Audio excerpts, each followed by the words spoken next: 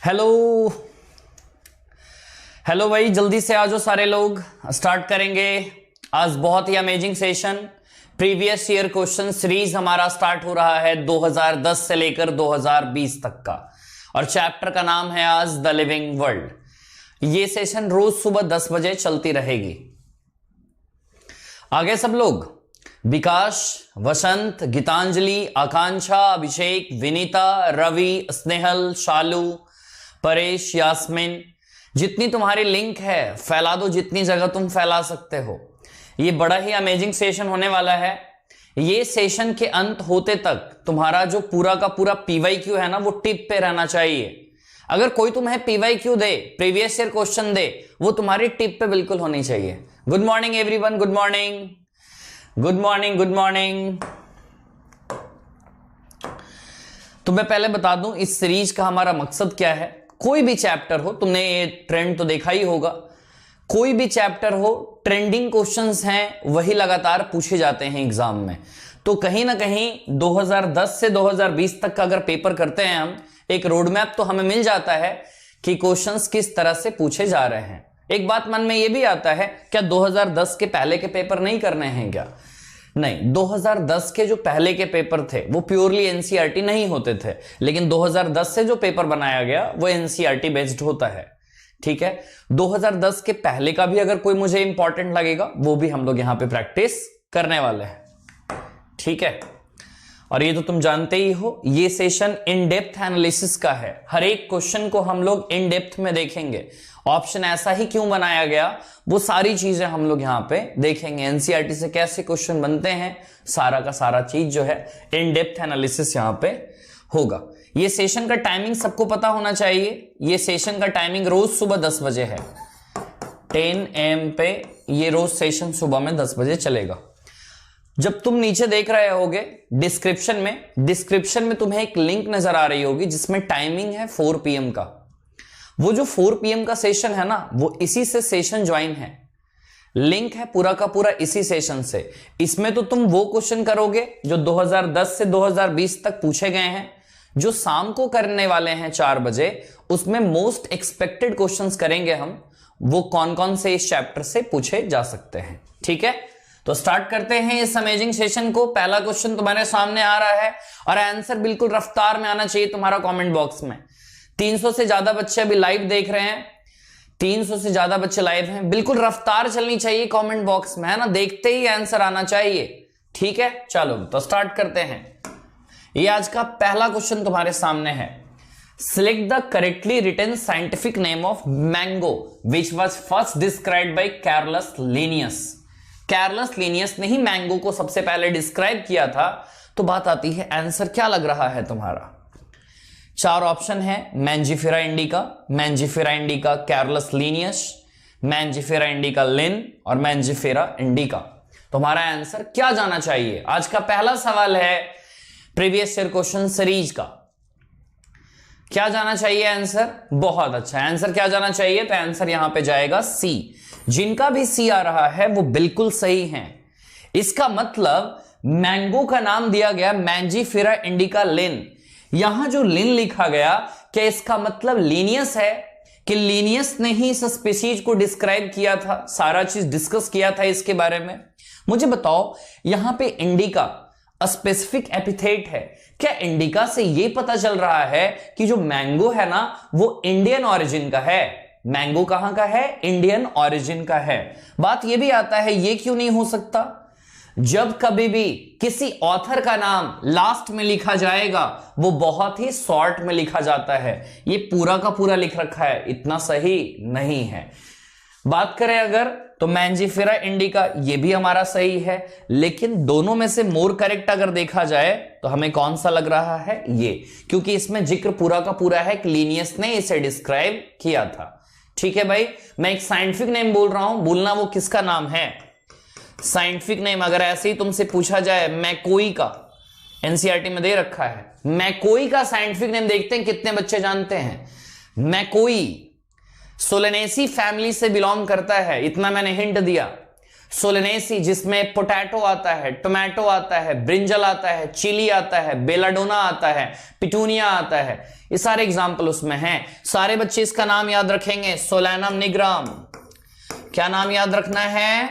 Solanum nigrum. बहुत important ये question है। मैकोई का साइंटिफिक नेम सोलैनम निग्रम। ये पहला क्वेश्चन कंप्लीट हुआ, 2019 में पूछा गया था। 2020 में इससे क्वेश्चन नहीं आया, 2021 में चांस बढ़ जाती है।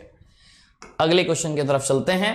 Which of the following is against the rules of ICBN? ICBN के रूल के खिलाफ कौन है? आईसीबीएन के रूल के खिलाफ कौन लग रहा है तुम्हें? इसमें से क्या लगता है आईसीबीएन के रूल के खिलाफ कौन सा लग रहा है? Handwritten scientific names should be underlined. Every species should have a generic name and a specific epithet. Specific names are in Latin and should be italicized. Generic and specific should be written starting with small letter. ज्यादातर बच्चों का answer आ रहा है D आ रहा है। अगर तुम्हारा तो बिल्कुल सही हो, क्योंकि तुम्हें मालूम है अगर मैं लिखूं मैंजीफेरा, तो अगर साथ में मैं इंडिका लिखूंगा तो क्या मैंने इंडिका को स्मॉल से स्टार्ट किया?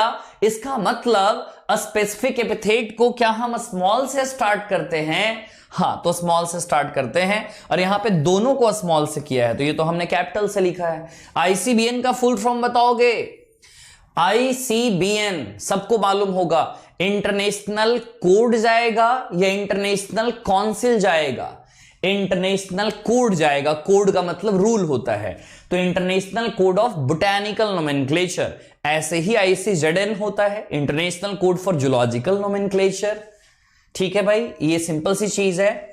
हैंड रिटन साइंटिफिक नेम है तो उसे अंडरलाइन करोगे। क्या मैं अगर पूरा कहूं तो सेपरेटली अंडरलाइन होना चाहिए? ये अलग, ये भी अलग। एवरी स्पीशीज के पास सबका अपना जेनरिक नेम होता है, इसको बोलते हैं जेनरिक नेम, और इसको बोला जाता है स्पेसिफिक एपिथेट। साइंटिफिक नेम जब भी लिखना है, लैंग्वेज कौन सा होगा? लैंग्वेज लैटिन होगा, और फॉन्ट कौन सा होगा? इटैलिक्स। बच्चे इसमें कंफ्यूज हो जाते हैं यार। लैटिन लैंग्वेज होना चाहिए, और यहां पे फॉन्ट की बात करें तो वो इटैलिक्स फॉन्ट होना चाहिए। आईसीबीएन इंपॉर्टेंट है और आईसीजेडएन भी इंपॉर्टेंट है। कोई बच्चा मुझे बताएगा क्या आईसीबीएन और आईसीजेडएन ऑर्गेनाइजेशन है या कोई किताब है या क्या है ये आईसीबीएन आईसीजेडएन? आईसीबीएन और आईसीजेडएन बुक का नाम है, याद रखेंगे। आईसीजेडएन और आईसीबीएन बुक का नाम है। चलो अगले क्वेश्चन में चलते हैं। क्वेश्चन नंबर 3 2018 का क्वेश्चन है ये। Correct option match the following से पूछा गया है। टैक्सोनॉमिकल एड्स दे रखे हैं इसमें। टैक्सोनॉमिकल एड्स, हर्बेरियम, की, म्यूजियम और कैटलॉग, और इधर उनके बारे में कुछ दे रखा है, तो बताना है इसमें क्या लग रहा है। मैच द आइटम्स, हर्बेरियम, की, म्यूजियम और कैटलॉग। नीट 2018 का क्वेश्चन। अगर एक एक कर सबके बारे में अगर देखें हम, तो क्या ऐसा लग रहा है? हर्बेरियम में मैंने ट्रिक बताया है हमेशा, DPP। हर्बेरियम में ड्राई करेंगे, प्रेस करेंगे और प्रिजर्व करेंगे। ड्राई करेंगे, प्रेस करेंगे, प्रिजर्व करेंगे। की बात आती है तो ऑल्टरनेटिव कैरेक्टर्स होते हैं। की बात आती है तो क्या होता है? ऑल्टरनेटिव कैरेक्टर्स होते हैं। म्यूजियम की बात करेंगे, क्या म्यूजियम में सारा का सारा डेड प्लांट और एनिमल रखा जाएगा? कैटलॉग की बात करें तो एक बुक और रजिस्टर टाइप की चीज होती है जिसमें अल्फाबेटिकल ऑर्डर में चीजें अरेंज होती हैं। देखो ना, इतने से ही हो जाएगा तुम्हारा काम। अगर मैं हर्बेरियम बोलूंगा तो क्या ड्राई, प्रेस और प्रिजर्व की बात आ रही है? देखो यहां पे ड्राई और प्रेस, तो ये तो हमारा चला गया, ए आ गया इसमें। ठीक है भाई, इसको मैंने इससे मैच कर दिया। की बात करेंगे तो की में हमेशा ऑल्टरनेटिव कैरेक्टर्स का यहां पे यूज होगा। देख लो, ऑल्टरनेटिव कैरेक्टर एनसीईआरटी कहती है कॉन्ट्रास्टिंग कैरेक्टर्स। तो क्या हमारा आंसर आ गया बी का 4 आ गया। म्यूजियम की बात करें तो यहां पे प्लांट और एनिमल, प्रिजर्व का मतलब ही डेड होता है, तो ये तो ए का मेरा आंसर 3 आना चाहिए। ठीक है, आ रहा है। नेक्स्ट बी में चलूं तो बी का आंसर 4 आना चाहिए। बी का आंसर 4 आना चाहिए। क्या सबका आंसर 3 का डी आ रहा है? क्या सबका आंसर 3 का डी आ रहा है? डी आ रहा है, तुम बिल्कुल सही हो। मैं वो बातें बता दूं जो तुम्हें याद रखनी है। हर्बेरियम से रिलेटेड ड्राई, प्रेस और प्रिजर्व, इसके अलावा पूछा जाए which is the quick referral system, तो हर्बेरियम ही आंसर जाएगा। हर्बेरियम में और भी चीजों की बात करते हैं। Universally accepted system of classification के अकॉर्डिंग हर्बेरियम सीट का अरेंजमेंट होता है।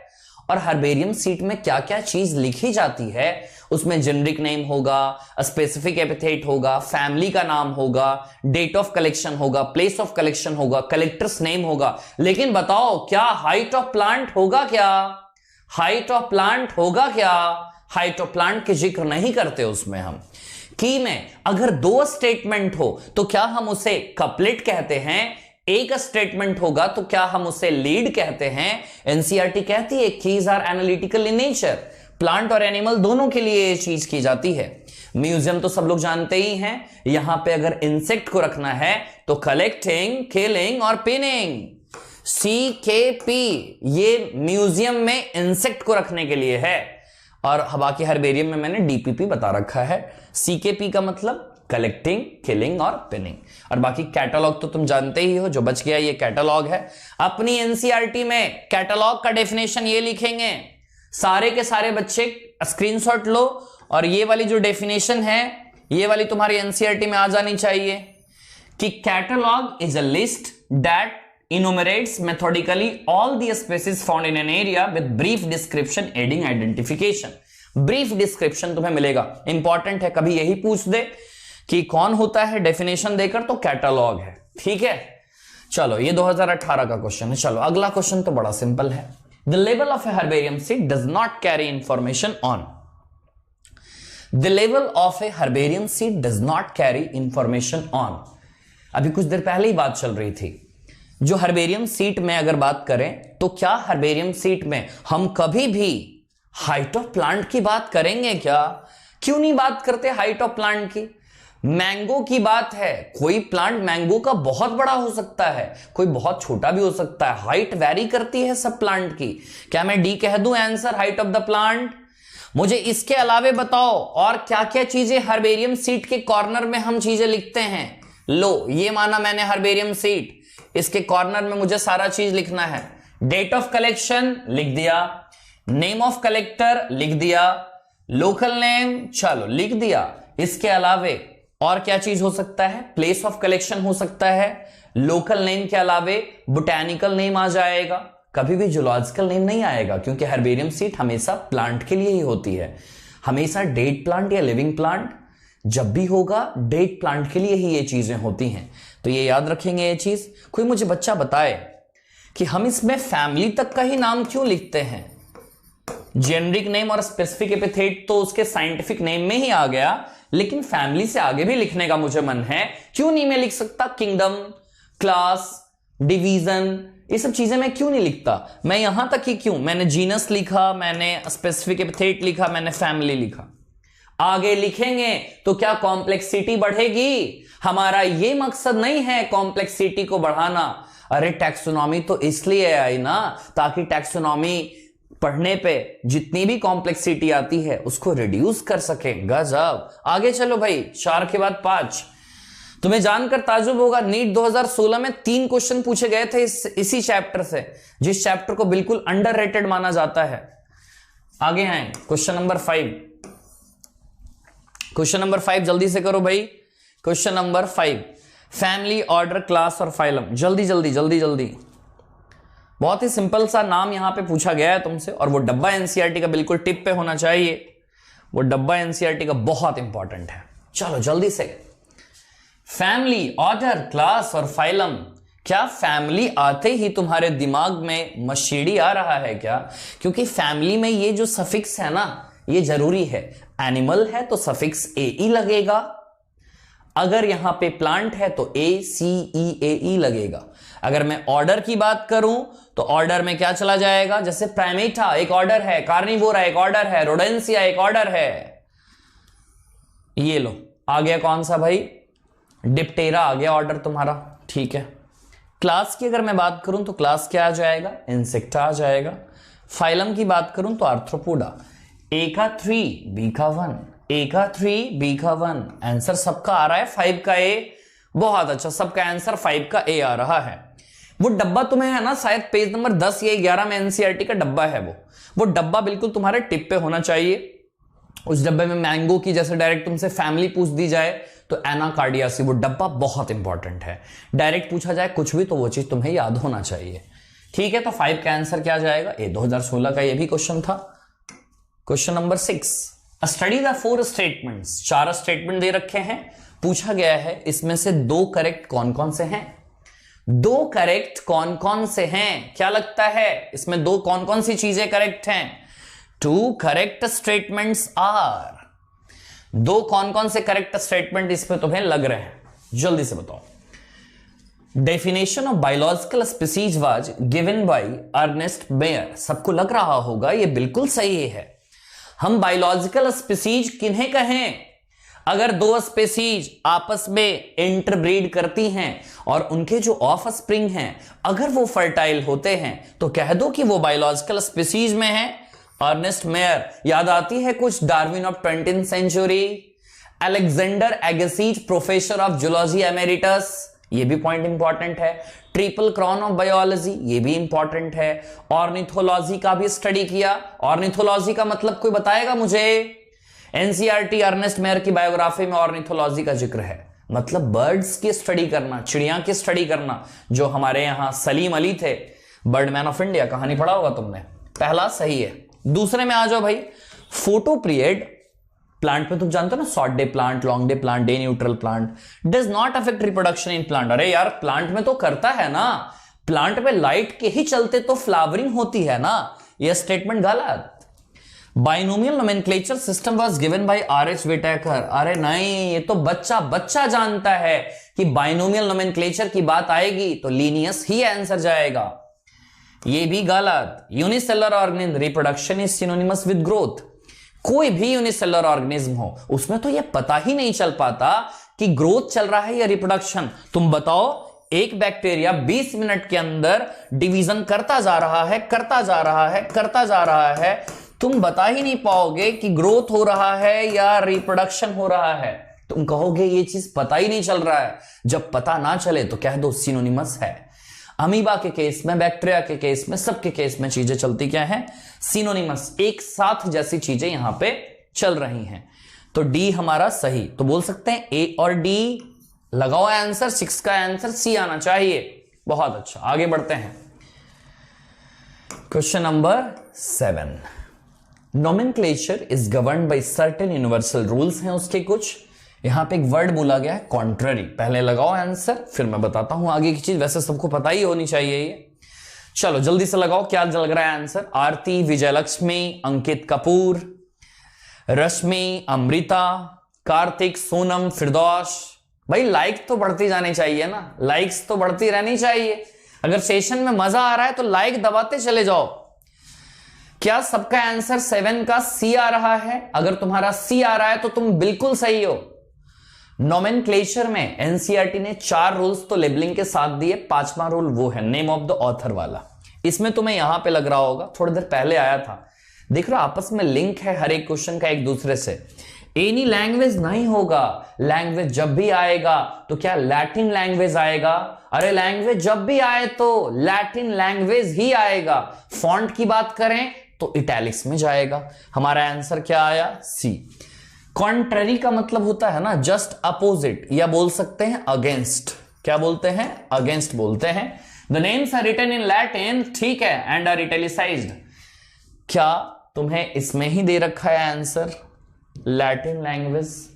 When written by hand, the names are to be separately underlined. ये बात सबको मालूम होनी चाहिए। Biological names can be written in any language. नहीं, किसी भी लैंग्वेज में हो इटैलिसाइज्ड करना होगा, उसको लैटिनाइज्ड करना होगा। फर्स्ट वर्ड जो बायोलॉजिकल नेम का होता है वो जीनस, और उसको स्पेसिफिक एपिथेट कहते हैं। ये चीज हो गया हमारा। चलो क्वेश्चन नंबर 8 में आओ। नॉट बोला गया है, not a correct statement. Question number 8। Question number 8. A museum has collection of photographs of plants and animals. Key is a taxonomical aid for identification of specimens. Herbarium houses dry करेंगे, वहां पे press करेंगे, preserve करेंगे, और botanical garden have collection of living plants for reference. अगर 8 का answer सबका ए आ रहा है तो तुम बिल्कुल सही हो। 8 का आंसर अगर ए आ रहा है तो तुम बिल्कुल सही हो। Museum has collection of photograph. अब बात आती है, एनसीईआरटी ने तो नहीं दे रखा कि म्यूजियम में फोटोग्राफ रखेंगे या नहीं रखेंगे, लेकिन एनसीईआरटी जब टैक्सोनॉमिकल एड का इंट्रोडक्शन देती है वहां पे एक बहुत ही खूबसूरत लाइन लिखती है, the prime source of any taxonomical studies is the collection of actual specimen. अरे यार, फोटोग्राफ से काम नहीं चलेगा, जब भी चाहिए एक्चुअल स्पेसिमेन चाहिए, फोटोग्राफ से काम नहीं चलेगा। म्यूजियम में अगर तुम रखना चाहते हो शेर को, रखो। म्यूजियम में रखना चाहते हो शेर को तो रखो, लेकिन डेड ही रखो। कार्टून से काम नहीं चलेगा, फोटोग्राफ से काम नहीं चलेगा। जब भी रखो ओरिजिनल रखो। ओरिजिनल में डेड या लिविंग उससे मतलब नहीं है, और लेकिन म्यूजियम में तो लिविंग वैसे भी नहीं रहता, डेड ही रहता है। आंसर हमारा ए चला जाएगा। की के बारे में तो तुम जानते हो। अच्छा, की प्लांट के लिए है या एनिमल के लिए? ये जो की किताब होता है एक, की प्लांट के लिए है या एनिमल के लिए है? इसमें कैरेक्टर्स लिखे जाते हैं। की कभी भी दोनों के लिए ही होता है। हर्बेरियम की बात करें, याद करो DPP, ड्राई प्रेस प्रिजर्व। अब बोटैनिकल गार्डन की अगर बात करें, यहां जब भी रखे जाएंगे तो लिविंग प्लांट्स ही रखे जाएंगे। क्लियर है बात? चलो भाई, क्वेश्चन नंबर 9 में बढ़ते हैं आगे। The common characters between tomato and potato will be maximum at the level of their। इसमें थोड़ा सा दिमाग लगेगा, इसमें थोड़ा सा दिमाग लगेगा, जल्दी से लगाओ। The common characters between tomato and potato will be maximum at the level of their। Karnataka का एग्जाम हुआ था, नीट का ही एग्जाम था, कर्नाटका में दूसरी बार कराया गया था क्योंकि उस समय चुनाव था। Tomato and potato, tomato and potato, family, order, division और जीनस। फैमिली, ऑर्डर, डिवीजन और जीनस। लगाओ यार, आंसर लगाओ। क्या आंसर जा रहा है तुम्हारा? अगर आंसर तुम्हारा फैमिली जा रहा है तुम बिल्कुल सही हो। कॉन्सेप्ट समझते हो तुम? आओ समझते हैं। ऐसा क्यों नहीं हुआ कि kingdom, division, class, order, family, genus, species. Sir, अगर हम लोग यहां पे नीचे जाते तो कॉमन कैरेक्टर तो बढ़ता था, आंसर तो आना चाहिए सर, स्पीसीज आना चाहिए, वैसा स्पीसीज नहीं दे रखा, तो सर जीनस लगाओ फिर। आओ एक बार कंपैरिजन देखते हैं। थोड़ा सा स्पेशल केस है ये, जो एग्जाम में पूछा गया था। चाहे टोमेटो या पोटैटो, दोनों का जो जीनस है क्या ये सोलेनम होगा? दोनों का फैमिली सोलेनेसी होगा। क्या जब हमने फैमिली बोल दिया तो फैमिली बोलने से उसके फ्लोरल कैरेक्टर्स भी मुझे पता चल गए? अरे फ्लावर कैसा, फ्लावर में सब कुछ पता चल गया। कैलिक्स कैसा, कोरोला कैसा, एंड्रोइशियम कैसा, गाइनोइशियम कैसा। इससे मुझे वेजिटेटिव कैरेक्टर भी पता चल गया, रूट, स्टेम, लीफ के बारे में। एनसीईआरटी की लाइन है, families are characterized on the basis of both vegetative and floral characteristics. तो इसलिए हमेशा वेटेज किसको देंगे? फैमिली को, क्योंकि फैमिली में सारे तरह के कैरेक्टर वहां पे देखने को हमें मिलते हैं। समझ चुके होगे, कॉमन कैरेक्टरिस्टिक्स की बात है ये। ठीक है, ऐसे कई सारे बेहतरीन क्वेश्चन जो है ना, आज शाम को हम 4 बजे करने वाले हैं अनअकैडमी के स्पेशल क्लास में, बिल्कुल फ्री। वो मोस्ट एक्सपेक्टेड क्वेश्चन होंगे जो द लिविंग वर्ल्ड से आ सकते हैं। ठीक है, वो डायरेक्ट तुम्हें लाइव क्लास में मैं करवाऊंगा, और शाम को 4 बजे से 5 बजे तक वो सेशन रेगुलर चलने वाला है। अभी 9 का आंसर हमारा क्या जाएगा? 9 का आंसर ए जाएगा। आओ क्वेश्चन नंबर 10 में चले। बड़ा अच्छा क्वेश्चन आया था ये, मेंस 2012 में, नीट का ही एग्जाम होता था AIPMT के नाम से। Question number 10, which one of the following organism is scientifically correctly named, correctly printed भी हो और रूल्स को भी फॉलो करे, जो इंटरनेशनल रूल्स है नोमेनक्लेचर के उसको भी ये फॉलो करता हो।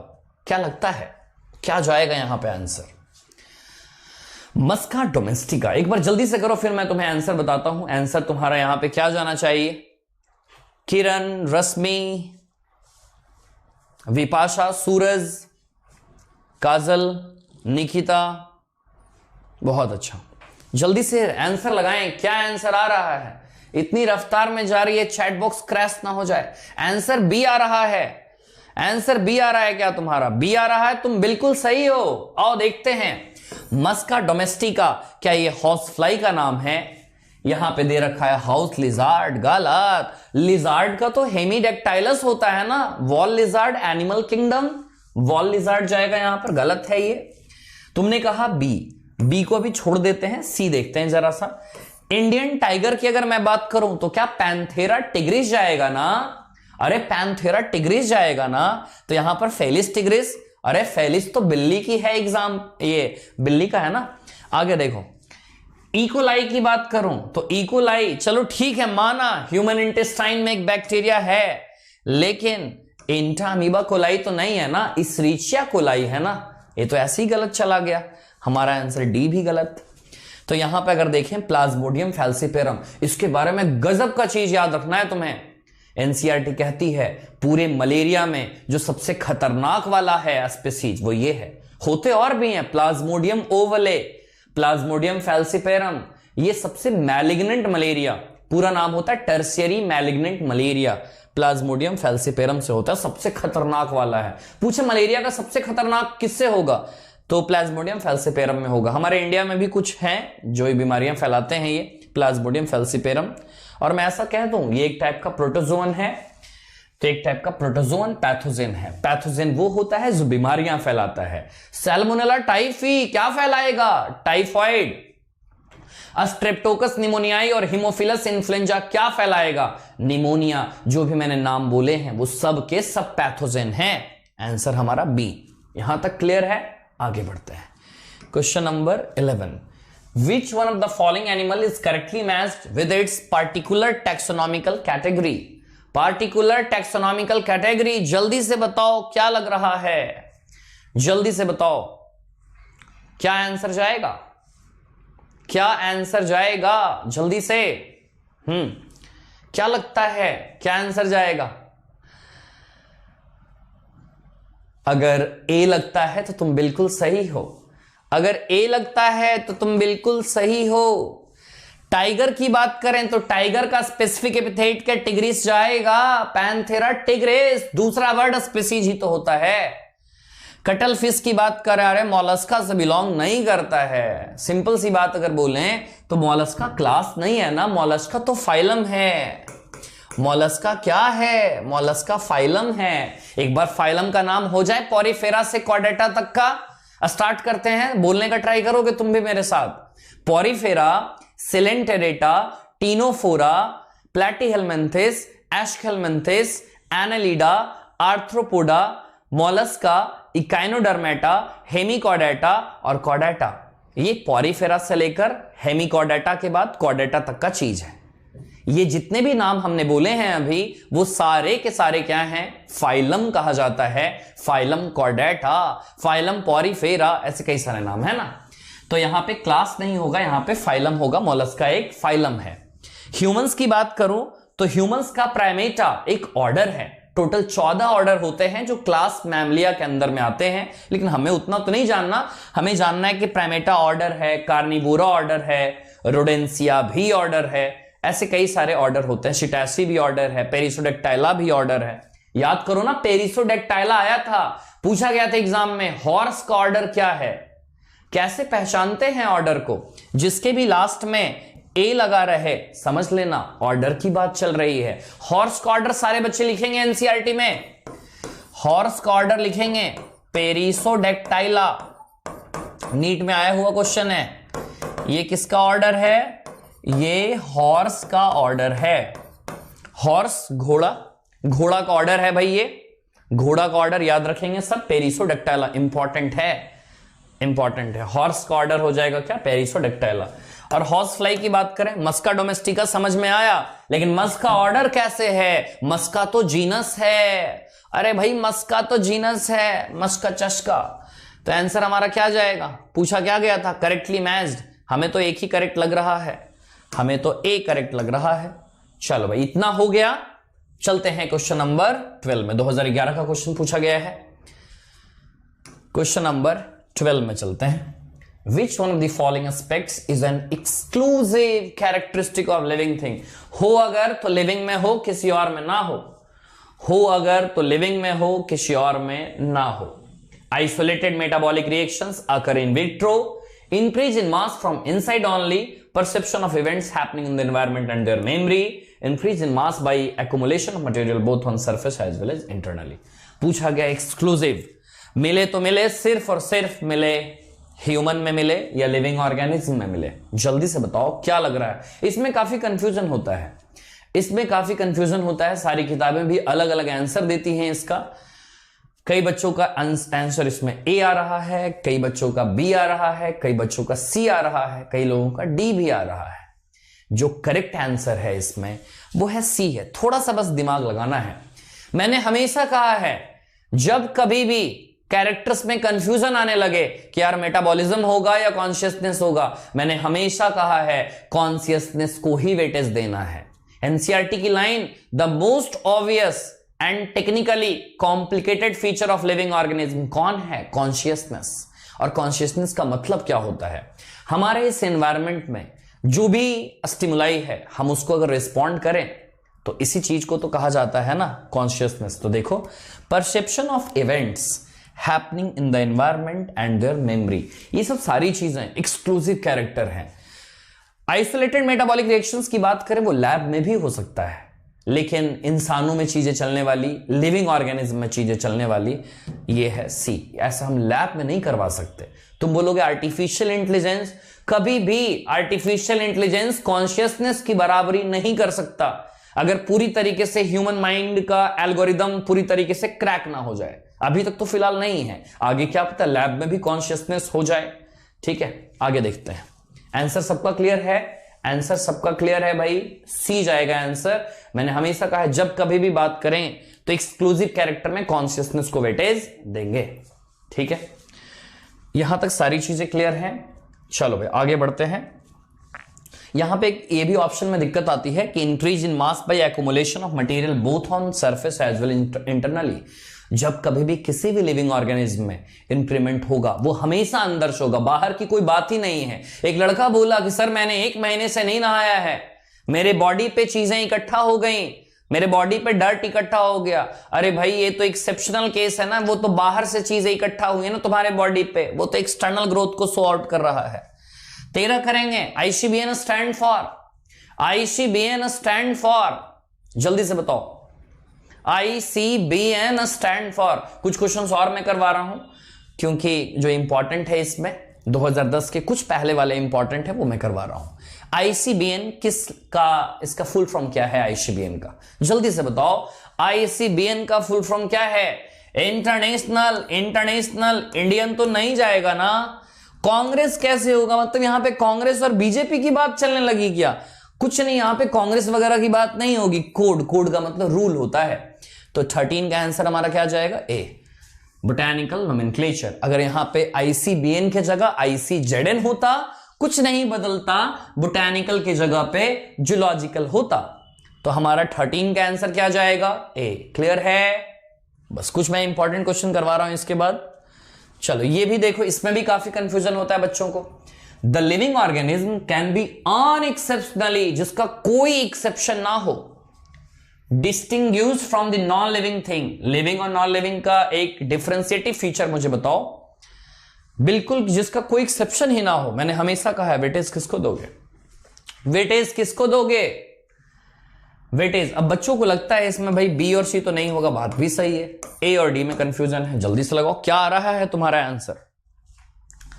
तुम्हारा आंसर क्या आ रहा है? वैसे इसमें 2 करेक्ट हैं, सही तौर पे मायने में बोला जाए तो 2 करेक्ट हैं, क्योंकि रिस्पॉन्सिवनेस टू टच ये फीचर हो गया कॉन्शियसनेस का। कोई भी नॉन लिविंग में ये प्रॉपर्टी होती नहीं है। कॉन्शियसनेस भी सही है, कॉन्शियसनेस भी सही है और ए भी सही है। अब बात आती है जब एग्जाम में आए तो क्या करें। ये बहुत पहले का क्वेश्चन आया है, इसकी आने के चांसेस बहुत है नेग्लिजिबल हैं कि ऐसे आए। ठीक है, अब देखो इंट्रैक्शन विद द एनवायरमेंट, क्या मैं इसको कह सकता हूं सर ये तो कॉन्शियसनेस ही है ना, क्योंकि एनवायरमेंट के साथ इंटरेक्ट करना ये कॉन्शियसनेस ही कहलाता है। बाकी अगर बात करें थोड़ा सा प्रोग्रेसिव इवोल्यूशन के बारे में, सोच कर देखें किसी भी लिविंग ऑर्गेनिज्म में इवोल्यूशन होगा तो क्या प्रोग्रेसिव ही होता है क्या? नहीं, रेट्रोग्रेसिव इवोल्यूशन भी तो हो सकता है। रेट्रोग्रेसिव इवोल्यूशन भी तो हो सकता है। अरे बोलो ना, रेट्रोग्रेसिव इवोल्यूशन भी पॉसिबल है, लेकिन प्रोग्रेसिव इवोल्यूशन यहां पे दे रखा है। मोस्टली ये लिविंग ऑर्गेनिज्म में यही काम चलता है, ए और डी दोनों हो सकता है। इसमें कॉन्शियसनेस प्लस प्रोग्रेसिव इवोल्यूशन दोनों जोड़ दिया तो ज्यादातर के केस में हम ए लगाएंगे। कई किताबें इसका आंसर डी भी देती हैं, वो भी अपने तरीके से सही है, लेकिन अगर मोर करेक्ट इसमें बोला जाए तो ए ज्यादा करेक्ट है मेरे अकॉर्डिंग, क्योंकि कॉन्सेप्ट तुम समझ रहे होगे, क्योंकि कॉन्शियसनेस तो आया ही और साथ में इसमें प्रोग्रेसिव इवोल्यूशन भी यहां पे आ गया। एग्जाम में अगर आए तो ए लगाएंगे, ठीक है, क्योंकि दोनों चीजों को वेटेज हम लोग यहां पे दे रहे हैं। लेकिन ऐसे क्वेश्चन एग्जाम में अब आते नहीं है, बहुत पहले के क्वेश्चन है, ये नहीं आते हैं। चलें आगे। रेट्रोग्रेसिव मैंने बोला जैसे एक जंगल था, जंगल में आग लग गई, रेट्रोग्रेसिव इवोल्यूशन का एग्जांपल है। एक नीचे खेत था, उसके ऊपर से पहाड़ आ गई, ज्वालामुखी फूट गई, वो सब रेट्रोग्रेसिव का है। सक्सेशन में पढ़ा होगा तुमने। चलो भाई 15 करो, इंपॉर्टेंट क्वेश्चन है, बार बार ये टेस्ट सीरीज में मिलती है ये क्वेश्चन। बोटैनिकल गार्डन का मोस्ट इंपॉर्टेंट फंक्शन क्या है? बोटैनिकल गार्डन का मोस्ट इंपॉर्टेंट फंक्शन जल्दी से बताओ, जल्दी से बताओ। बोटैनिकल गार्डन का ये इकोलॉजी से लिंक है, इसलिए मैंने यहां पे तुमको करवाया, इकोलॉजी से ये चीजें लिंक है। One of the most important है, तो सारे के सारे लगभग सही हैं, लेकिन बोला गया है मोस्ट इंपॉर्टेंट। तुम्हें याद आती है ना मोस्ट इंपॉर्टेंट की अगर बात करें हम तो ex-situ कंजर्वेशन।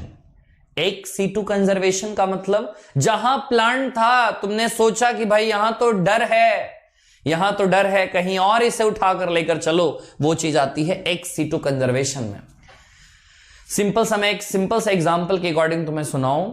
तुम गर्मी के छुट्टियों में अपनी नानी के यहां गए, नानी को तुमने कहा नानी ये तुलसी का पौधा है ना, इसको मैं अपने घर लेकर जाना चाहती हूं, वहां जाकर मैं कंजर्व करूंगी। नानी ने कहा ठीक है बेटा ले जाओ। बताओ ये इन सीटू है या ex-situ? वहां था, तुमने वहां इसको कंजर्व नहीं किया, तुम उठाए और अपने घर लेकर आ गए, तुम अपने घर में कंजर्व किए। जब अगली साल नानी तुम्हारे घर लौटती है तो देखती है तुलसी का तो पौधा है ही नहीं यहां पे। फिर जब अगली बार तुम फिर गए, तुम्हें एक बड़ा अच्छा गुलाब का फूल लगा, व्हाइट कलर का गुलाब था, तुम्हें बड़ा अच्छा लगा, तुमने कहा नानी मैं ये ले जाना चाहती हूं। नानी ने डांट दिया कि बेटा तुम पिछली बार भी ले गए थे, तुमने बर्बाद कर दिया था। बोली नानी 1 महीने तुम यहां हो ना, इसको अच्छे से कंजर्व करो। नानी के यहां ही कंजर्व कर रहे हैं, वहीं का प्लांट है, कह दो इन-situ का एग्जाम्पल है। तो ex-situ कंजर्वेशन समझ गए, जो जहां है वहां से उठाओ बाहर लेकर जाओ। एक्स का मतलब तुम समझ गए होगे, एक्स का मतलब समझ गए होगे, बाहर लेकर जाना। एक्स का मतलब जो तुम सोच रहे हो वो नहीं है। आगे चलते हैं। देखो नेचुरल हैबिटेट तो दे ही रहा है भाई, लेकिन इंपॉर्टेंट चीजें पूछी गई हैं। ब्यूटीफुल एरिया तो होता ही है और ट्रॉपिकल प्लांट्स तो होते ही हैं, लेकिन मोस्ट इंपॉर्टेंट चीजें पूछी गई हैं। तो ex-situ कंजर्वेशन, चिड़ियाघर में जानवर को कहीं और से ला रहे हैं, ex-situ का एग्जाम्पल है। स्पर्म बैंक में स्पर्म कहीं और से ला रहे हैं, ex-situ का है। सीड को कहीं और से ला रहे हैं, ex-situ का है। नेशनल पार्क वगैरह सब आते हैं इन-situ में। आ जाएं 60 नंबर में, स्पीसीज आर कंसीडर्ड एज। कुछ क्वेश्चन आज हम लोग पहले के कर रहे हैं। लाइक्स बढ़ती रहनी चाहिए, लाइक्स बढ़ती रहनी चाहिए। Species are considered as, species याद करो, kingdom, phylum, class, order, family, genus, species. हाँ बताओ बताओ बताओ, जल्दी से बताओ। Species are considered as real basic unit of classification, the lowest unit of classification. Real unit of classification, तुम बोलोगे भाई एक जैसी चीजें हैं सारी। क्या स्पीसीज सबसे छोटा है? क्या मैं इसको कह दूं बेसिक है? सबसे बड़ा की बात हो तो किंगडम है, सबसे बेसिक लेवल की बात करें अगर क्लासिफिकेशन की तो स्पीसीज ही है। ऐसे इकोलॉजिकल क्लासिफिकेशन की सबसे बेसिक कौन सी है? बोलो बोलो बोलो, कौन सी है? बोलो ना, ऑर्गेनिज्म है। और तो ऑर्गेनिज्म आ जाएगा। तुमसे पूछा जाए बायोलॉजिकल हायरार्की का सबसे छोटा लिविंग यूनिट कौन है, तो वहां पे सेल चला जाएगा। यहां पे ये भी सही है, बी भी सही है, डी भी सही है, लेकिन अब तुम्हें एग्जाम में मोस्ट एप्रोप्रिएट चीज को ढूंढना होता है। लोएस्ट तो है ही, लेकिन रियल बेसिक से क्या बेसिक का मतलब लोएस्ट भी आ गया, सबसे नीचे वाला पार्ट चला गया? क्या मैं कह दूं ए जो है वो सबसे मोस्ट करेक्ट है, क्योंकि real basic unit of classification. बात आती है रियल कैसे, जो बच्चे ने मेरी क्लास डिटेल में की होगी इसकी, उसको यह आइडिया होगा। जितने भी टैक्सा होते हैं, जितने भी कैटेगरीज होते हैं वो सारे के सारे इमेजिनरी होते हैं, और इधर टैक्सा वाले सारे के सारे क्या होते हैं, रियल माना जाता है उनको, तो real basic unit of classification हो जाएगा। 17 बायोसिस्टमैटिक्स। कई बच्चे बोलेंगे एनसीईआरटी में नहीं है, मैं कहूंगा एनसीईआरटी में है, नाम बदला रखा है, मॉडर्न टैक्सोनॉमिक स्टडीज है ना एनसीईआरटी में लिखी हुई, modern taxonomic studies. Modern taxonomic studies के ब्रैकेट में सारे बच्चे एनसीईआरटी में लिखेंगे बायोसिस्टमैटिक्स, और टर्म दिया था जूलियन हक्सले ने, टर्म दिया था जूलियन हक्सले ने, बहुत इंपॉर्टेंट, बायोसिस्टमैटिक्स, एमसेट।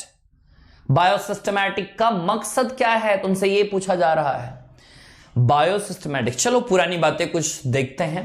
सिस्टमैटिक्स के बारे में एनसीईआरटी कहती है सारी बातें लिनियस ने बताई, बात समझ में आई।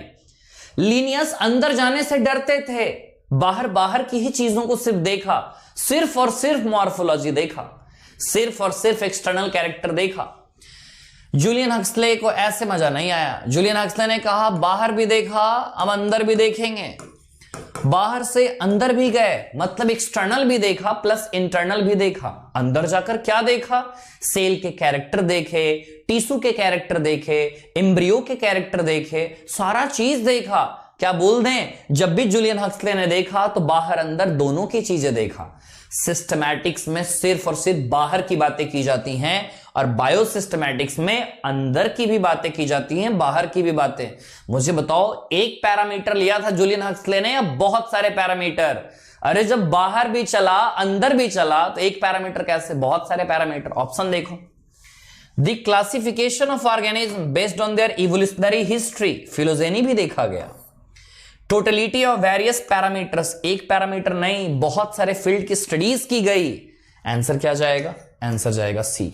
कभी भी तुमसे नींद में भी पूछी जाए ना, इवोल्यूशनरी रिलेशनशिप के लिए एक स्पेसिफिक वर्ड बोलो, नींद में ही तुम्हारा आना चाहिए, फिलोजेनी। इतना ही इंपॉर्टेंट है ये, फिलोजेनेटिक रिलेशनशिप मतलब इवोल्यूशनरी रिलेशनशिप। क्लियर है? चलते हैं आगे। 17 का आंसर सबका क्या आ रहा है, सी आ रहा है। ठीक है, कोई बच्चा मुझे बताएगा, सिस्टमैटिक्स पे एक किताब भी लिखा था लिनियस ने, जिस किताब का जिक्र भी एनसीईआरटी ने किया है, जिसमें इवोल्यूशनरी रिलेशनशिप को काफी ज्यादा तवज्जो दिया गया।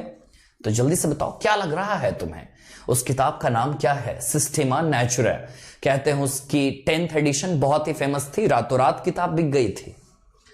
क्वेश्चन नंबर 18, बड़ा इंपॉर्टेंट क्वेश्चन ये भी है।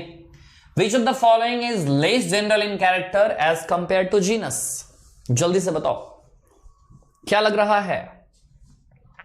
और एग्जाम में वैसे भी आंसर जाता है ना, जो ज्यादा बड़ा होता है ना वो ज्यादा वेटेज में होता है।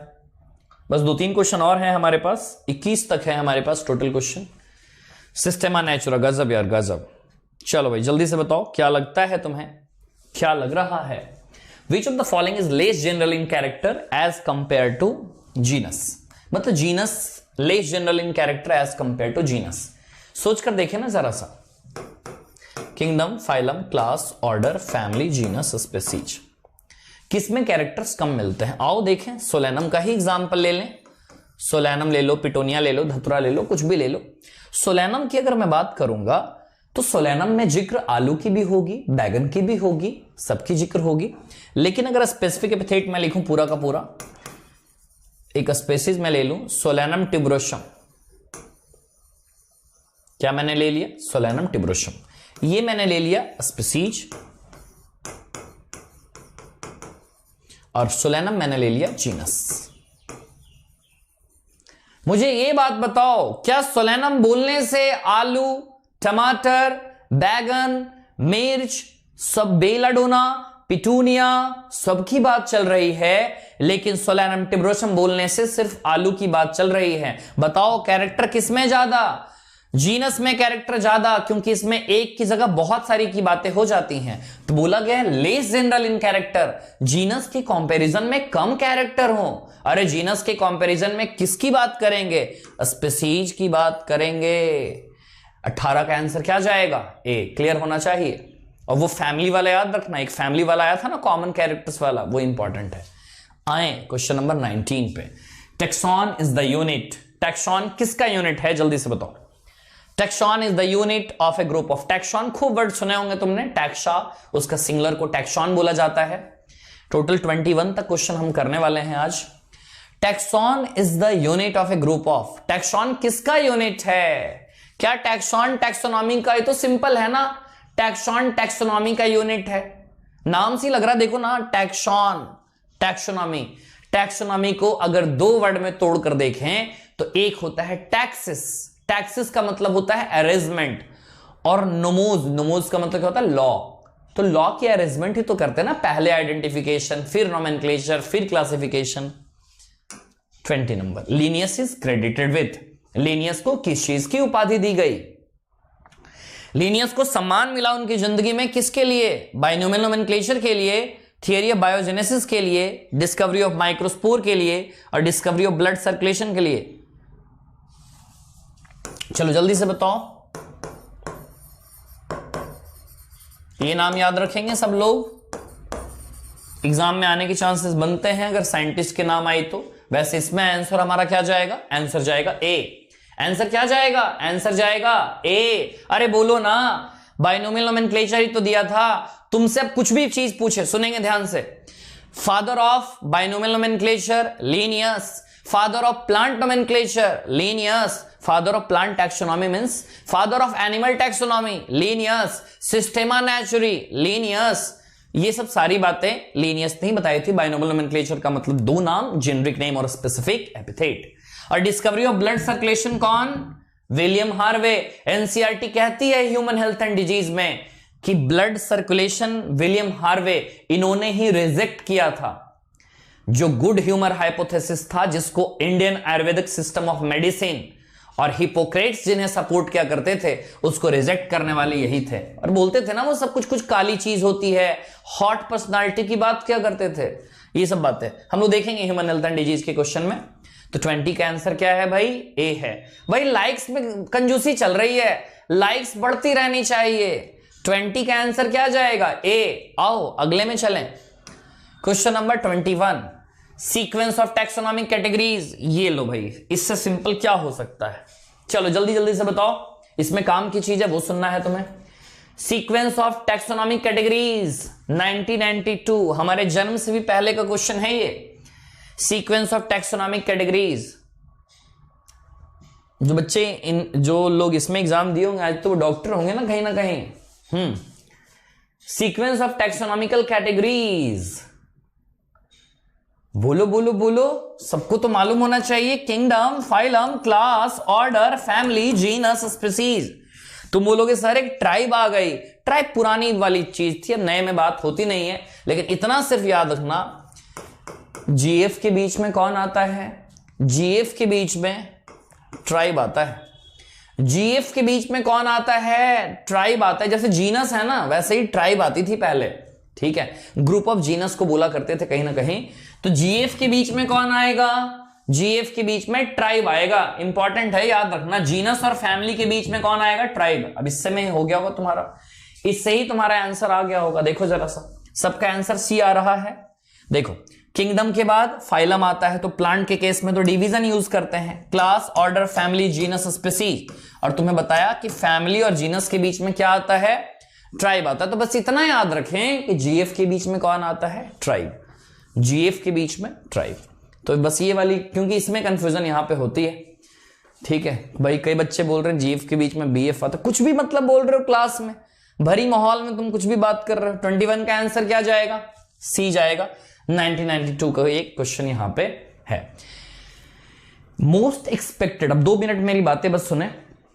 जो इसकी मोस्ट एक्सपेक्टेड क्वेश्चन है, आज शाम में 4 बजे होने वाले हैं, उसका जो लिंक है नीचे डिस्क्रिप्शन में दे रखा है। तुम द लिविंग वर्ल्ड को आज खत्म कर दो, ठीक है? कोई डाउट नहीं द लिविंग वर्ल्ड में, और वो 4 बजे करो। मोस्ट एक्सपेक्टेड क्वेश्चन 30-35 क्वेश्चन वहां पे मैं करवाऊंगा, बस ये काम कर लो। रोज सुबह में 10 बजे हम लोग मिलेंगे, और कोई आंसर की तो दे ही रखा है यहां पे। और कोई बच्चा चाहता है मुझसे अनअकैडमी पे डिटेल में सारी चीजें पढ़ना, और सिर्फ मुझसे ही नहीं, इंडिया के बेहतरीन फैकल्टी से अगर वो पढ़ना चाहता है, तो तुम्हारे सामने एक मौका है। कल का ये दिन है 19 मई। अगर कोई तुम्हारा छोटा भाई बहन अगर है, कोई छोटे बच्चे जो अभी 10th से 11th में गए हैं, 10th to 11th मूविंग, उनके लिए बैच आ रहा है श्रेष्ठ बैच। इस बैच में बिल्कुल बेसिक से सारी चीजें होने वाली हैं। इस बैच में बिल्कुल बेसिक से सारी चीजें होने वाली हैं। इस बैच में मैं कंप्लीट बायोलॉजी पढ़ाऊंगा, बॉटनी जूलॉजी कंप्लीट। क्लास में तुम देखोगे ना प्लस की क्लासेस, मजा आ जाएगा तुम्हें। प्लस की जितनी भी क्लासेस होती, एक क्लास 1.5 घंटे की चलती है। इसके अलावा तमन्ना मैम जो है वो तुम्हें फिजिक्स पढ़ाएंगी। पंकज तलवार सर, भाई कौन नहीं जानता पंकज तलवार सर को, सर फिजिकल केमिस्ट्री पढ़ाएंगे। और कौशल नामा सर ऑर्गेनिक और इनऑर्गेनिक केमिस्ट्री पढ़ाएंगे। सिर्फ इतने ही एडुकेटर नहीं, ये तो इस बैच में है। तुम्हारा मन किया भाई कि नहीं मुझे कहीं और भी बायो पढ़नी है, मुझे वैभव सर से बायो नहीं पढ़नी है, मुझे कहीं और भी बायो पढ़नी है, तो तुम्हें वैसे भी कर सकते हो। तुम्हारे पास मतलब ऑप्शंस बहुत सारे हैं यहाँ पे। तुम्हें यहाँ पे मान कर चलो तुम राजा हो, तुम किसी के पास भी जा सकते हो। तो ये बैच आ रही है 19 मई से 11th क्लास के लिए बैच है। ऐसे ही 12th की बैच चल रही है अनअकैडमी पे। 12th की बैच स्टार्ट हुई थी 24 अप्रैल, अभी एक ही चैप्टर कंप्लीट हुआ है। इस बैच को तुम ज्वाइन कर सकते हो अगर तुम्हें नीट 2022 में देना है। इसके लिए सब्सक्रिप्शन के प्लेटफॉर्म है कुछ, एक प्लस का सब्सक्रिप्शन है और एक आइकनिक का सब्सक्रिप्शन है। कई बच्चे पूछते हैं भाई व्हाट्सएप पे कि सर प्लस का डिफरेंस बताओ, आइकनिक का डिफरेंस बताओ। दोनों में बस एक बात के अंतर है, अगर तुम्हें गाइडेंस चाहिए, अगर मेंटरशिप चाहिए कि तुम भाई यूट्यूब पे तुम वीडियो देखते रहते हो, टाइम टेबल कैसे करें, ये कैसे करें, वो कैसे करें, ये सबसे छुटकारा अगर पाना है तो तुम्हारे लिए आइकनिक सब्सक्रिप्शन है। लेकिन तुम्हें लगता है नहीं मैं सब कुछ चीजें भाई आराम से टाइम टेबल वगैरह है ना, आराम से टाइम टेबल वगैरह सब कुछ आराम से मैं फॉलो कर रहा हूं, मुझे कोई दिक्कत नहीं है, मुझे सिर्फ अच्छे टीचर चाहिए फिजिक्स केमिस्ट्री और बायोलॉजी के, मुझे सिर्फ टेस्ट सीरीज वगैरह चाहिए, तो तुम्हारे लिए प्लस सब्सक्रिप्शन है। अगर तुम होते तो फिर क्या लेते, प्लस सब्सक्रिप्शन या आइकनिक सब्सक्रिप्शन? अगर तुम्हें ऑप्शन मिलता कि भाई मुझे लेने का ऑप्शन मिल रहा है, कई बच्चे प्लस भी चूज करते, कई बच्चे आइकनिक भी चूज करते। अब मैं बता दूं, अब यहां पे भी कंफ्यूजन होता है कि तुम्हें नीट का एग्जाम अगर देना है 2021 में तो तुम्हारे लिए ये सब्सक्रिप्शन का मॉडल बेस्ट है, 2022 वालों के लिए ये बेस्ट है, 2023 वालों के लिए ये बेस्ट है। तुम बोलोगे सर इसमें कुछ कंसेशन नहीं होगा क्या? बिट्स फॉर बायोलॉजी की फैमिली है ना, बस कुमार सर से पढ़ते हो ना, कुमार लाइव कोड यूज कर लेना, सब में ये 10% का डिस्काउंट तुम्हें मिल जाएगा, सब में 10% का डिस्काउंट। और ऐसे ही यहां पे आइकनिक सब्सक्रिप्शन है, तुम अगर 2022 में एग्जाम देने वाले हो तो ये है, 2023 में तो ये, 2021 वालों के लिए ये चीज है नहीं, ठीक है। चाहे 6, 12 या 24 तुम कोई भी सब्सक्रिप्शन प्लान ले रहे हो उसमें कुमार लाइव कोड यूज करने पे 10% का डिस्काउंट मिल जाएगा। ये बेनिफिट्स हैं तुम्हें, और अनअकैडमी के बेनिफिट तो तुम जानते ही हो, अपने घर से तुम लाइव पढ़ सकते हो, unlimited access to all the courses, जितने भी कोर्स हैं सब है ना, सबका पे तुम्हें मिलता है यहां पे unlimited access, practice test, batch courses, mentorship guidance, PDF material, किताबें, सब कुछ। एक चीज मैं एनपीपी दे रहा हूं, एनपीपी को बोलते हैं प्लस पे नीट प्रैक्टिस पेपर, ये हाल ही में मैंने लॉन्च किया है नीट प्रैक्टिस पेपर। हर एक एनसीईआरटी के पैराग्राफ से कितने क्वेश्चन एग्जामिनर बना सकता है वो सारी चीजें एनपीपी पे होती हैं। और ये प्लस आइकनिक तो तुम्हें समझ में आया ही। बस एक बात और ध्यान रखें कि जब ये कोड यूज करने के बाद, ये मेरा व्हाट्सएप नंबर है, ये व्हाट्सएप नंबर पे सेंड कर दें कि सर मैंने सब्सक्रिप्शन ले लिया है कुमार लाइव कोड को यूज कर, अब मेरी आगे की स्ट्रेटजी क्या होनी चाहिए। तो तुम्हें सारी बातें भाई पता चल गई, सारी बातें पता चल गई यहां पे। तो फिर हम लोग मिलेंगे आज शाम को 4 बजे अनअकैडमी के स्पेशल क्लास में। वहां भी अगर तुमसे कोड पूछे ना तो कुमार लाइव लगा देना, नहीं तो फिर खुलेगा नहीं फिर सेशन, है ना। कुमार लाइव कोड को यूज कर ही वो सेशन खुल पाएगा, ठीक है। तो मिलते हैं शाम 4 बजे। द लिविंग वर्ल्ड आज बिल्कुल कंप्लीट कर लेना, ऐसे ही कल हम लोग बायोलॉजिकल क्लासिफिकेशन भी करेंगे। मैं समझ सकता हूं थोड़ा प्रेशर आएगा कि एक दिन में ही एक चैप्टर, लेकिन कुछ बड़ा करना है क्योंकि डॉक्टर तो सब नहीं बनते। 16 लाख बच्चे बैठेंगे इस बार नीट के एग्जाम में, कहा तो ऐसा जा रहा है कि 20 लाख बच्चे बैठने वाले हैं, 16 से 20 लाख बच्चे एग्जाम में बैठने वाले हैं, और सिलेक्शन होना है कहीं ना कहीं 20,000 से 25,000 बच्चों का गवर्नमेंट कॉलेज में। अब तुम्हें देखना है कि मैं किस लेवल का प्रिपरेशन कर रहा हूं, किस अंदाज में मेरी तैयारी चल रही है।